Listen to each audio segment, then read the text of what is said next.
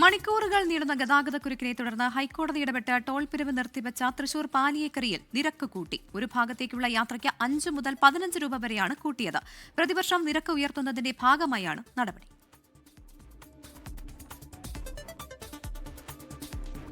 ദേശീയപാതയിലെ ഗതാഗത പ്രശ്നങ്ങളുടെ പേരിൽ ഹൈക്കോടതി നിർത്തിവെപ്പിച്ച ടോൾ പിരിവ് പുനരാരംഭിക്കുമ്പോൾ കൂടിയ നിരക്ക് ഈടാക്കാനാണ് നീക്കം. കരാർ കമ്പനിയായ GIPLന് ഉയർത്തിയ നിരക്ക് ഈടാക്കാൻ ദേശീയപാത അതോറിറ്റി അനുമതി നൽകി. ഒരു ഭാഗത്തേക്കുള്ള യാത്രയ്ക്ക് 5 മുതൽ 15 രൂപ വരെയാണ് കൂട്ടിയത്.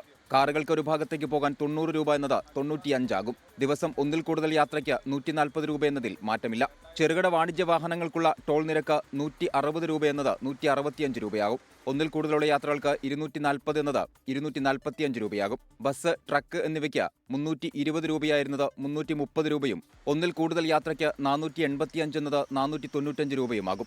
മൾട്ടി ആക്സിൽ വാഹനങ്ങൾക്ക് ഒരു ഭാഗത്തേക്ക് 515 രൂപ എന്നത് 530 രൂപയായും ഒന്നിൽ കൂടുതൽ യാത്രയ്ക്ക് 775 രൂപയായിരുന്നത് 795 രൂപയായും ഉയരും. ഹൈക്കോടതി ഉത്തരവ് പ്രകാരം സെപ്റ്റംബർ 9 വരെ പാലിയേക്കരയിലെ ടോൾ പിരിവ് നിർത്തിവച്ചിരിക്കുകയാണ്. എന്നാൽ ഹർജി തീർപ്പാക്കാനിരിക്കെ ടോൾ പിരിവ് കൂട്ടിയതിനെ വിമർശിച്ച DCC പ്രസിഡന്റ് ജോസഫ് ടാജറ്റ് രംഗത്തെത്തി.